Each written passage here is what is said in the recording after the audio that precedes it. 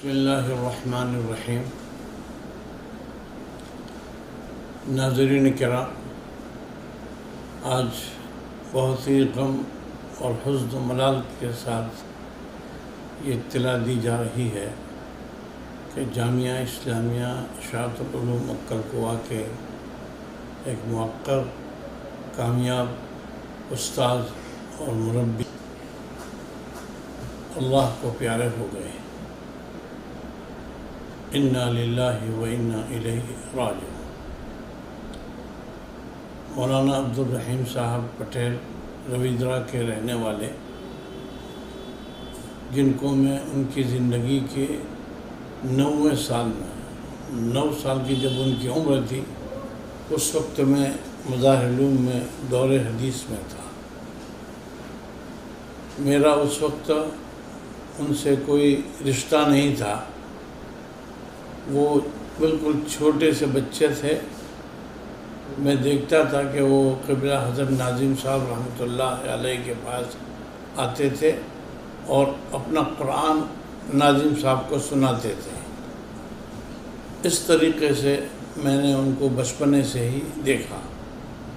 ان کے برادر کبیر حضرت مفتی عبداللہ صاحب کی پوری نگرانی میں وہ رہے۔ بعد انہوں نے ماشاءاللہ جامعہ فلاح دارین سے دور حدیث تک کی تعلیم کی تکمیل کی۔ اس کے بعد پھر مظاہر علوم میں محدث کبیر حضرت مولانا شیخ یونس صاحب رحمۃ اللہ علیہ سے دور حدیث پڑھا، ان کے اساتذہ میں حضرت مولانا یونس صاحب، حضرت مولانا عاقل صاحب، حضرت مولانا مفتی مظفر صاحب وغیرہ رہے۔ بہرحال فراغت کے بعد جامعہ اکل کوہ میں ان کو تدریس کے لیے ہم نے مقرر کر دیا تھا۔ اس جامعہ کی تاسیس سے پہلے میرا نکاح ہوا ان کی ہمشیرہ سے، اس وجہ سے ہمارا رشتہ اور مضبوط ہوا اور وہ میرے نسبتی بھائی کہلائے گئے۔ جامعہ میں جس وقت سے ان کا تقرر ہوا، یوم اول ہی سے وہ ماشاءاللہ بہت محنتی، جفاکش اور وقت کے پابند، تربیتی نظام کو مستحکم مضبوط کرنے والے طلباء کی تربیت میں ماشاءاللہ اب جامعہ کا انہوں نے بڑا تعاون شروع سے اخیر تک کیا۔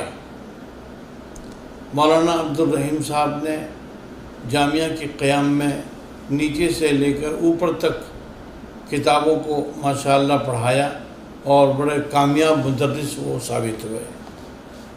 اپنے تدریس کے زمانے میں کسی استاد کے ساتھ ان کا کوئی اختلاف نہیں رہا۔ طلباء کے ساتھ بڑی ہمدردی اور محبت کے ساتھ وہ اپنا کام کرتے رہے، اور اللہ تعالیٰ نے ان کو بڑی صلاحیت دی تھی، خصوصاً طلباء کرام کے معاملے میں، کہ کس طالب علم کو کس طریقے سے اس کو آگے بڑھانا، طلباء کو تشجیعی پروگرام کرتے، طلباء کو انعامات سے نواز دے۔ ابھی اخیری بات ہے کہ ابھی ہمارے یہاں طلباء 6000 مدرسے میں موجود ہیں۔ اساتذہ کرام اپنے جو موجود ہیں وہ طلباء کی نگرانی کرتے ہیں، لیکن انہوں نے ایک سلسلہ شروع کیا، طلباء کو قرآن کریم کی تفسیر کے تعلق سے ایک ایک آیت پڑھتے اور کہتے کہ جو طالب علم اس آیت کریمہ کی اچھی سے اچھی تفسیر لکھ کر لائے گا، ان کو 500 روپے انعام۔ یہ ان کا آخری عمل ہے، جس کے بعد وہ اپنے رب کو پیارے ہو گئے۔ تو بہرحال وہ طلباء کے ساتھ ہر طرح کی ہمدردی، یہ ان کا وصف خاص تھا۔ خصوصاً غریب طلباء کی امداد کرنا، ان کے کپڑے، ان کے کمبل، ان کے چادر کس طریقے سے دیتے تھے، اس کا کسی کو علم بھی نہیں ہوتا تھا اور ہمیں بھی خبر نہیں پڑتی تھی، لیکن طلباء ہی خود بیان کرتے تھے کہ ہمارے بہت بڑے محسن اور مربی آج چل دیے ہیں۔ آپ ان اساتذہ کرام، طلباء کرام سے جو ان کے تاثرات ہیں وہ آپ سن سکتے ہیں۔ بہرحال مولانا عبدالرحیم صاحب کا ایک بڑا کارنامہ تدریس کے علاوہ یہ تھا کہ وہ قرب و جوار کے دور و دراز کے مقامات پر وعظ و تقریر کا بھی ان کا سلسلہ تھا، اور الحمدللہ بڑے اچھے اور بہت ہی کامیاب مقرر ثابت ہوئے وہ۔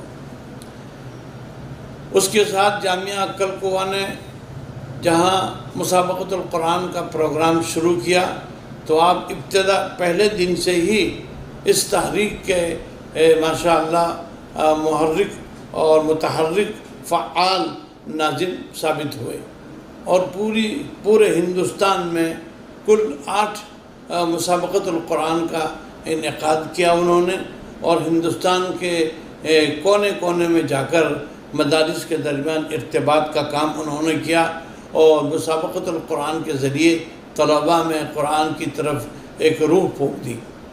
مسابقۃ القرآن کے پروگرام میں سب سے بڑا ان کا کارنامہ یہ رہا کہ جس جگہ اور جس جگہ پر گئے، جس مقام پر گئے، ہر جگہ پر الحمدللہ عدل و انصاف کے ساتھ انہوں نے کام کیا۔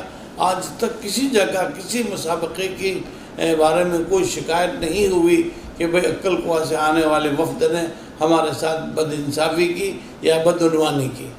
یہ ان کا خاص وصف تھا کہ کبھی بھی کسی کے ساتھ مسابقۃ القرآن کے پروگرام میں ناانصافی تو کیا بلکہ کوئی ایسی حرکت نہیں ہوئی کہ جس سے کسی کو تکلیف ہو کہ ان کا میلان ہماری طرف ہے یا نہیں۔ تو الحمدللہ اس کی وجہ سے مسابقۃ القرآن کی یہ تحریک ہندوستان میں بہت کامیاب ثابت ہوئی، اور ہر جگہ الحمدللہ یہ مسابقے میں ہندوستان بھر کے بڑے بڑے علماء کرام نے بھی حاضری دی، اور اس عمل کو مدارس کے لیے ایک بہت ہی کامیاب تحریک ثابت کی ہے انہوں نے۔ مولانا عبدالرحیم صاحب کے بارے میں آپ کو بہت لمبی بات نہیں کر سکوں گا، وجہ یہ کہ ماشاءاللہ ہمارے جامعہ کے طلباء جو ان کے شاگرد کہلاتے ہیں، جو کئی سالوں سے فارغ ہو رہے ہیں، انہوں نے بہت کچھ لکھا ہے جو آپ کے سامنے آ جائے گا۔ مولانا عبدالرحیم صاحب ایک کامیاب مدرس، ایک کامیاب مقرر، ایک کامیاب خطیب، ایک کامیاب ناظم، اور الحمدللہ جامعہ کے مالیات کی وصولی میں بھی ان کا ایک خاص انداز تھا۔ وہ اس طریقے سے مالیات کی وصولی میں کام کرتے تھے کہ کسی کو پتہ بھی نہیں چلتا تھا، اور الحمدللہ اس میں بھی اللہ تعالیٰ نے انہیں بڑی کامیابی دی تھی۔ چنانچہ انہوں نے لندن، بارباڈوس وغیرہ کے سفر بھی کیے، اور اس سفر کے درمیان میں بھی وہاں کے لوگوں نے جو رپورٹ دی، کہا کہ بھئی مولانا عبدالرحیم صاحب تو اس طرح کام کرتے ہیں گویا مہمان آئے ہیں، اور لوگ ان کا اکرام بھی ایسے ہی کرتے ہیں کہ جیسے بھی مولانا عبدالرحیم صاحب ہمارے مہمان ہیں۔ جامعہ وصولی کے معاملے میں بھی انہوں نے بڑی امانت داری، دیانت داری سے کام لیا، اور کبھی اپنے مفاد کی کوئی کام نہیں کیا۔ اپنے مفاد تو کبھی انہوں نے سامنے رکھا ہی نہیں۔ بہرحال ایک بہت بڑا ان کا وصف تھا امانت داری، دیانت داری، اور ان کے اثرات ان کے طلباء پر بھی پائے جاتے ہیں۔ لندن کے سفر میں ماشاءاللہ ہر جگہ اصلاحی بیانات کرنا اور وہاں کے مشائخین علماء سے ملنا جلنا، یہ ان کا خاص امتیاز رہا۔ بارباڈوس سے ابھی مولانا رفیق صاحب کا فون آیا کہ بھئی مولانا کے انتقال کی ہمیں خبر ہوئی، ہم تو تصدیق ہی نہیں کر رہے تھے، لیکن قضاء و قدر کی بات ہے، یہ تو حکم ماننا ہی پڑے گا۔ مولانا رفیق صاحب نے کہا کہ مولانا عبدالرحیم صاحب بارباڈوس آئے، اور بارباڈوس کے اندر میں ہمارے یہاں اصول ہے کہ بھئی اس کے لیے کمیٹی کو پہلے کہنا پڑتا ہے، اور کمیٹی وقت دیتی ہے، لیکن اس اللہ کے بندے نے آ کر پہلی ہی مجلس کے اندر میں ناشتے پر ہی انہوں نے اپنا کام کر لیا۔ اس طریقے سے وہاں کے لوگوں نے بھی ماشاءاللہ ان کے ساتھ جو رویہ کیا وہ ایک مثالی کام ہوا ہے۔ بہرحال مولانا عبدالرحیم صاحب ایک اچھے مدرس، میرے رشتے کے بعد میں چل کے ہم تو آپس میں وہ میرے نسبتی بھائی ہیں، اور ماشاءاللہ مولانا عبدالرحیم صاحب نے اس رشتے کا بھی خوب خیال رکھا۔ میرے لیے سب سے بڑی راحت کی بات یہ تھی کہ میں ہوں یا نہ ہوں، جامعہ میں کوئی بھی باہر کا مہمان آیا، ملکی غیر ملکی، کوئی بھی جانا پہچانا انجانا، سب کے لیے وہ ایک یکساں ہوتے تھے، اور میری غیر حاضری میں تو وہ بالکل چوکنے رہتے تھے۔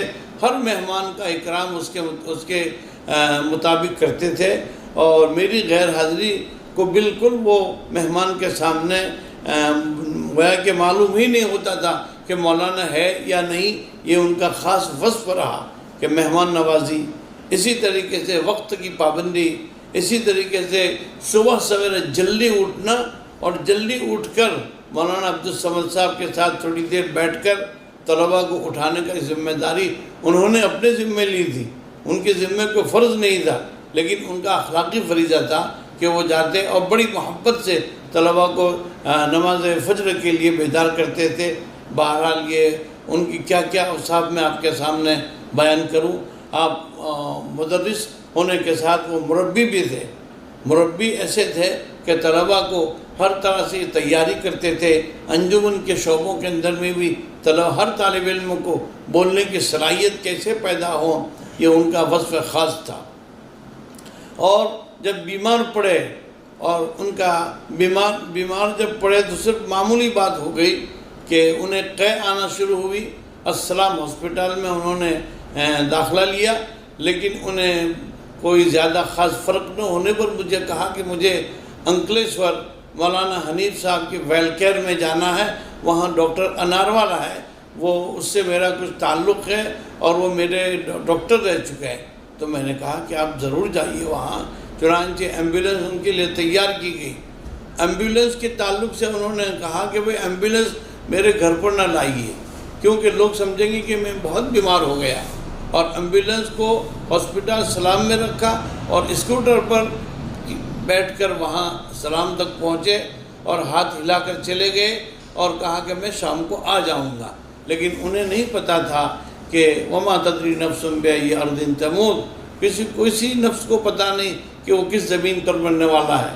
بہرحال وہ اپنے وہاں سے چلے گئے انکلیشور، اور انکلیشور ایک دن رہے، اور رات ہی کو اللہ تعالیٰ کو کی آواز، اللہ کی طرف سے ندائے غیبی آنے پر اللہ کی طرف سے ان کے ساتھ جو معاملہ ہوا، اللہ تعالیٰ ان پر رحم کا معاملہ فرمایا کہ اٹیک آیا اور وہ اپنے رب کو جا ملے.